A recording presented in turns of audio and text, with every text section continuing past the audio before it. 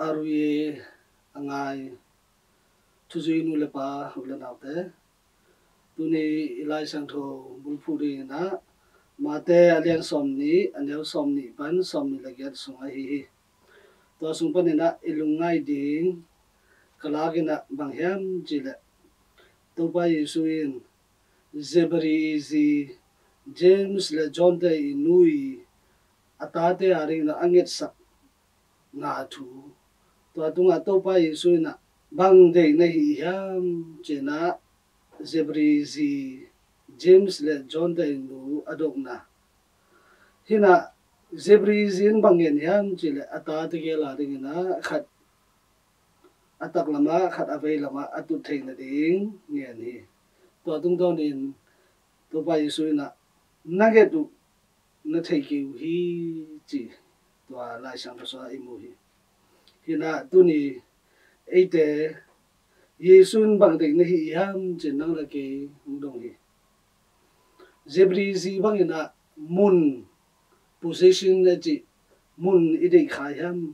leitung adi bek eite na ingai sun khai ham atam zo e Christian te na la khong Isaac den Yesu ma ichia ke adin Yesu ma koin ko na di Yesu ma to be ben kanun tam na a Yesu ma to be ben Yesu ompeu la kanun tam na bang ma ki samlo hi china la khong isa the kina tuni Yesu nang la ke ama kya bang nge nom na hi yam bang de ama kya pan bang de na hi yam chi tuni Zebri izi na amai ngai sunna mulle ana anget na ai le mulle ana ide na bang hang hiam leitung lungsima ana pen mi te tunga uk nom na mi te tunga thunei nom na midang te gem te thu in sang nom lo na khem pe ki thei sang na khem pe khat gok begin bai hom na te ai hina leitung lungsim to mun len te din mun ai zong na kha lang pen na pasian na sem pasian ta te ading na kha lang pen na mun le ana pen bang yam jila ana nei na pen kiniam khian na mi te phat tom na ding na sen na pasian ka ma ding le mi te ading nun tang na nangon silwa na sem na te hi tuni lai sang do so to pa Yesu I come to serve not to be served kena mi te na sem dia kong pa ya mi te I na set sak na athwak dinga mung pai ka hi ke hi chi tulai e Christian atam zo te na e na ang ki sab sak le ki de ya ai zong na mi te phat tom na ding na ki sem no lo hi ai le to pen to pa Yesu mission to ki tok lo wa aki tok lo hi ma na e te na to te I khel ki ding mi te phat tom na ding pasent nu ta pa te phat tom na ding mi zong mi chi mo te phat tom na ding na e te pasent na sem te hi na khat chat ki phong ni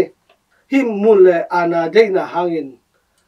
boy na tampi de ni pol pi sunga hitale ki pol na atom tom te sunga hitale boy na de ni bang hang boy na piang hiam mi chi le mun len te mun nei ten pasien lungul sangin amai lungul thupi asak zo hang hilel hi pasian na sempa ka hi pasian na sem nu ka hi keima mi mal phat tom na ding asem ka hi ke hi chi phok de leng ki pol na sunga pol pi sunga boy na tom de di hi to ma bangin minau tang ten zo pasien in na lungsim nei le in na le mo mai sang na kiniam khan na te nei ding ki sam hi